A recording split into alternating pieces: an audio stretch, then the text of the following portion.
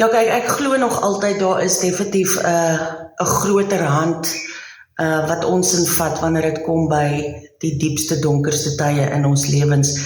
En toe ek by Binnelanders weg is, letterlik oornag, en myself in Elim kliniek bevind, moes ek noodgedwonge op my knie gaan, en ek moes erken dat dis tyd om myself te vergewe, want ek is lankal andersins vergewe, en ek moes dit aanvaar. So daai was 'n oomblik wat ek besef het, want ek was ten gronde, ek meen ek het niks oor gehad nie. Die belangrikste was nou net om gesond te word en om beter te raak, maar as ek uit rehab uitgekom het, wat ek toe doen, was daar nie 'n blink nuwe toekoms of 'n blink nuwe hoofstuk wat vir my wag nie. Ek moes damage control doen, en die enigste manier hoe ek dink staande gebly het daardeur, was deur Psalm 46 vers 10, wat sê, wees stil en weet ek is God, en dit was my token versie waarmee ek weggestap het van Elim af, en wat ek ook van toe af ingespan het, wanneer die geraas in my eie kop of die geraas rondom my te kwaai raak, dan sou ek Psalm 46 vers 10 herroep, en weet wie is in beheer, en dat ek nie in beheer hoef te wees nie, ek hoef nie alles te weet nie, ek hoef nie perfect te wees nie, ek moet net, ek moet stil raak, en ek moet weet wie is in beheer.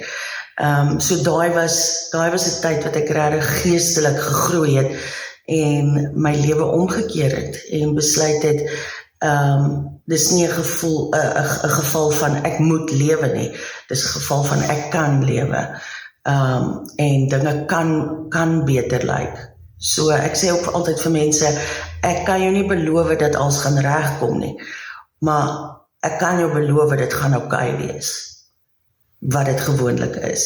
Jy moet net weet wie in beheer is, en jy moet lank genoeg stil bly.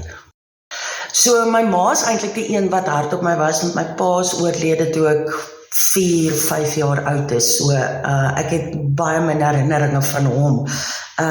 My ma was hard op my, want ek dink my ma wou die beste vir ons hê, en my ma het die beste gedoen wat sy kon onder die omstandighede. Sy moes 2 kinders grootmaak, 2 jong kindertjies grootmaak, man het sopas afgesterwe, en hy het daar met niks gelos nie. So, ek dink deur my ma se eie wrogginge en stryd om oorlewing, het baie van daai vrese of woede of hoe sal mens sê, desperaatheid het oorgespoel na hoe sy ons groot gemaak het.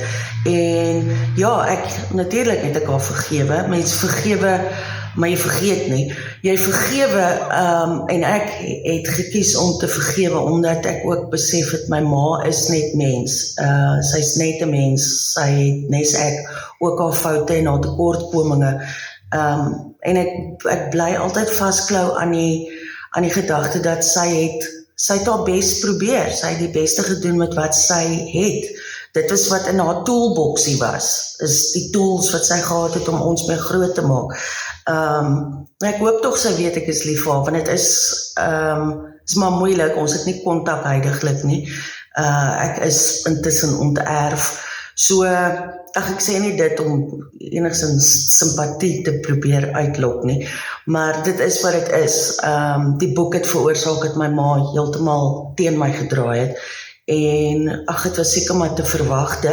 Ek het gehoop dit sou ons dalk op 'n manier na mekaar toe bring, dat ons kan closure kry, maar dit het ongelukkig nie so uitgespeel nie. So, ja, ek het 'n ma iewers daar buite, wat my nie wil hê nie, maar ek het mense wat lief is vir my, en ek het moederfigure wat ingetree het intussen, en wat na ou Lindietjie kyk. Want ek is 50, maar ek is maar nog so kruis tussen 'n 5-jarige, 'n tiener, en 'n 25-jarige wat net wil dagga rook. So ek het 'n ma-hand nodig. Daar's temas met geweldige gewigtigheid in die boek. hopelik universele, en wel, ek glo universele temas waarby mense kan aanklank vind, want mens skryf tog nie 'n boek om net jou eie ego te streel nie. So, van die dele was baie moeilik om te skryf. Ek dink die hoofstuk oor die molestering, die seksuele misbruik was vir my baie, baie moeilik, want ek moes in besondere detail weer herroep wat gebeur het en elke fyn dingetjie onthou, en dit is, ek was actually op 'n vlug van Kaapstad af Johannesburg toe, terwyl ek daai hoofstuk geskryf het, en ek het net so, mense lyf gaan so half in 'n, ek dink in 'n skokreaksie in, wanneer jy weer daar, jy weet, daai plekke gaan besoek, en ek onthou net, ek het so verskriklik gebewe, terwyl ek daai hoofstuk geskryf het, maar dit was sekerlik een van die moeilikste dele daarvan, en by dit gevoeg, sou ek ook sê die aand wat my pa dood is, omdat dit vir my so 'n traumatiese ervaring was, as 'n klein dogtertjie, toe my pa homself om die lewe gebring het, en wat ek gesien en wat ek gehoor het, jy weet, so, jy moet, met 'n boek soos myne, moes ek in die diepste herinneringe terug gaan delf, want jy kan nie net sê dit en dit het gebeur, jy moet dit beskryf. My redaktrise het vir my gesê, showing versus telling, wat beteken, wys vir die leser wat jy sien, wys vir die leser wat jy voel, in daai oomblik, eerder is wat jy net sê, wat jy sien of voel. So, daar's